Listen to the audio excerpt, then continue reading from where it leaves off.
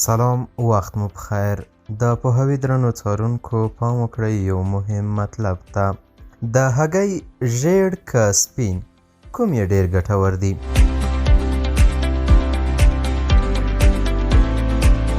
هګۍ د پروټین او د غذایي رژیم لرونکو خوراکونو په ډله کې شاملېږي چې په هر عمر کې د سباناري لپاره غوره انتخاب شوي خواړه دي.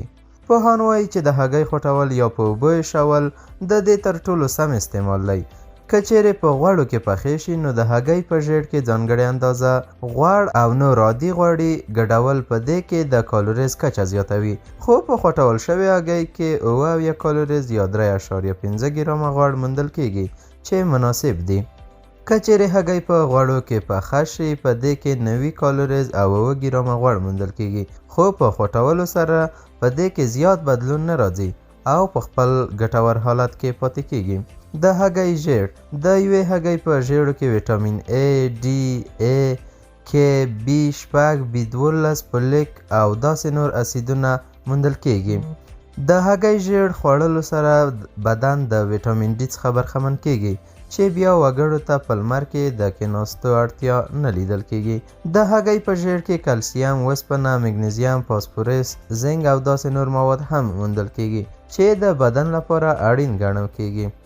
د هګۍ سپین د هګۍ په سپینه برخه کې د کولیسټرولو کچه نه موندل کیږي بلکې 4 ګرامه پروټین، سودیم 55 ملي ګرامه، 18 کالوریز، 3.1 ګرامه فولیک اسیدونه، 3.2 ملي ګرامه کلسیم، فاسفورس 9.4 ملي ګرامه، پوتاشیم 8.35 ملي ګرامه او 6.3 ملي ګرامه مګنیزیم موندل کیږي.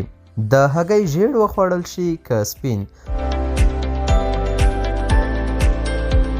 د څېړنو له مخې د هګۍ ژیړ یې د سپین څخه زیات ګټور دي.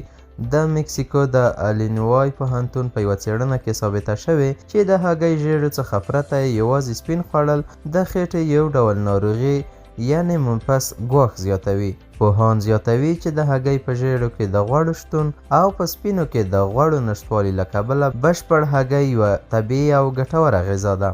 باید د استعمال پر مهال دواړه وخوړل شي. د الینوای پوهنتون غذایي رژیم کارپوهانو په وینا چې هګۍ یو بشپړ او طاقت لرونکې غذا ده، په هر عمر کې د دې ورځني استعمال د بدن لپاره ګټور دی. له همدې امله د هګۍ څخه ژیړ یا سپین لرې کول پر ځای باید د دې بشپړ استعمال وشي او په دې کې د ټولو طبیعي او غذایي توکو او پیاوړو اجزاو څخه ګټه پورته کړل شي. د پوهاوي درنو څارونکو له پوهاوي څخه مو نننی مطلب هم دومره و. تر بیا ښې چارې.